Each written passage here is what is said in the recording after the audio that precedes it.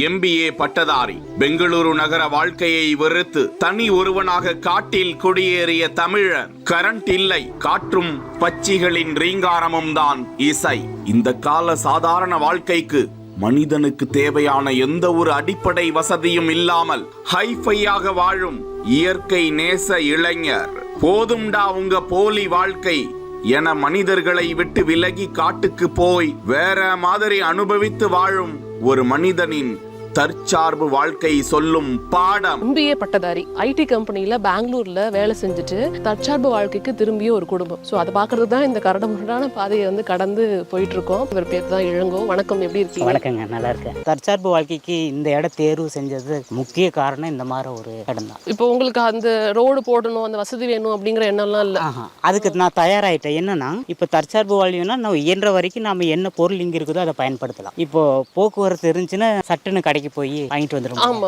அது இல்லாத பொழுது நம்ம நுகர்வு அதிகமா இங்க எடுத்துக்குவோம். இருக்கும் சூழல் நம்ம வாய்ப்பா எடுத்துக்கிறது. இங்க பாதை இல்லை, அது எனக்கு ஒரு வாய்ப்பு. என்ன ப்ராப்ளமோ அதை எனக்கு சொல்யூஷன். ஓகே. அப்புறம் பார்த்தீங்கன்னா இந்த ஆலமரம் எனக்கு ரொம்ப பிடிக்கும். அதனாலதான் இந்த இடமே தேர்வு பண்ணேன். அதே போல இந்த மலை அடிவாரம், இந்த மலை எனக்கு ரொம்ப பிடிக்கும். இந்த மாதிரி பாதை இதான் எனக்கு ரொம்ப பிடிச்சிருந்தது. நீங்க பிறந்ததுல இருந்தே இங்க இல்ல, MBA வரைக்கும் படிச்சிருக்கீங்க, பெங்களூர்ல போயிட்டு ரிசர்ச் அனலிஸ்டா ஒர்க் பண்ணிருக்காரு அப்படிங்கறது தான் மிகப்பெரிய விஷயம். இந்த நடுப்புற அந்த மாற்றம் ஏன்னு நான் தெரிஞ்சுக்கலாம்? எனக்கு ஆரம்ப கட்ட வாழ்வியல் இப்படிதான் இருந்தது. அதனாலதான் எனக்கு இதை பொருந்தி வாழ முடியுது. பெங்களூர் போய் ஒரு ஆண்டுலயே எனக்கு சலிப்பு தட்டிடுச்சு இல்ல அப்படின்ட்டு. ஆனா இப்ப நம்ம இந்த தற்சார்பு வாழ்வியல்னு சொல்லிட்டு நம்ம பொருளாதாரம் இல்லாம இந்த வாழ்வியலுக்குள்ள வந்துடக்கூடாது. அப்போ பொருளாதாரம் நமக்கு தேவை. இந்த நிலம் நம்மளுக்கு இல்லை. அப்ப நிலம் வாங்கி எல்லாம் பண்ணும்போது அதே நேரத்துல என்னோட குடும்பத்தையே தயார்படுத்திட்டு வந்தேன். நிச்சயமா கொஞ்சமா ஒரே நாள்ல வந்த மாற்றம் இல்லை.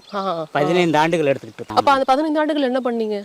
பெங்களூர் இருந்தீங்க. 15 ஆண்டுகள் பெங்களூர் தான் இருந்தீங்க. 15 ஆண்டுகள்ல பாத்துட்டீங்கன்னா 10 ஆண்டுகள் எடுத்துக்கிட்டது. ஏன்னா எனக்கான பொருளாதார பண தேவைகள் இதெல்லாமே இந்த நிலத்தை வாங்கறதுக்கான பண்ணினேன். அப்புறம் நான் இந்த நிலம் வாங்கினதுக்கு பிற்பாடு குடும்பத்தை இந்த மாதிரி ஒரு சூழலுக்கு தயார்படுத்துறதுக்கு 5 ஆண்டுகள் எடுத்து முழுமையா அதுக்கான வாழ்வியலுக்கு இதுக்கு தகுந்ததுக்கு பிற்பாடு தான் நான் வேலையை விடுறேன். பெரிய விஷயங்க. நிச்சயமா எனக்கு இதுதான் நிறைவா தெரியுது. நீங்க ஓகே ஒத்துக்கிட்டீங்க, இதுதான் பண்ணணும் அப்படின்னு முடிவு பண்ணிட்டீங்க. உங்க குடும்பத்தை எப்படி சம்மதிக்க வச்சீங்க? அதான் ஆரம்பத்துல என்னன்னா, அம்மா அப்பா ஏன்ப்பா இவ்வளவு கஷ்டப்பட்டு படிக்க வச்சிருக்கோம், நிலம் வச்சுக்கிறீங்களா, தோத்துட்டாங்க, அவங்களுக்கு வருமானம் சரியா இல்லை, நீ மறுபடியும் இருக்க இதை வாங்குறங்கிற, புதுசா வாங்கி நம்ம என்ன பண்ண போறோம் அப்படிங்கிற தேடல கேட்டாங்க. அதான் நான் அதை படிப்படியா சொல்லிட்டு வர்றேன். அப்ப அதுக்கெல்லாம் சம்மதிக்கல. இறுதியா ஒரு விஷயத்த கையாண்டேன். என்னன்னா, இப்படியே விட்டுட்டீங்கன்னா குறைந்த காலத்திலேயே நான் இறந்துடுவேன் அப்படின்னு சொன்னேன். சுகர் இது எல்லாமே வந்துருமே. ஏன்னா நாங்க இரவா இல்ல, பகலா இல்ல. என்னோட 15 ஆண்டுகள் காலங்களில் பாத்தீங்கன்னா இரவு நேர வேலைகள்.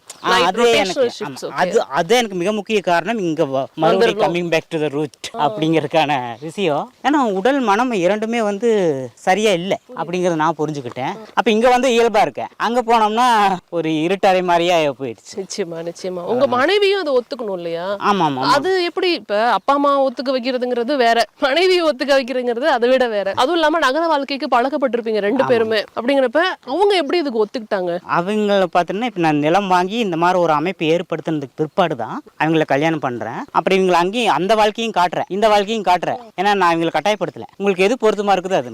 அவங்க ஒரு வாரமே தங்கல பெங்களூர்ல. அவங்களுக்கு இந்த வாழ்க்கையே போதுமானது அப்படின்ட்டு இங்கே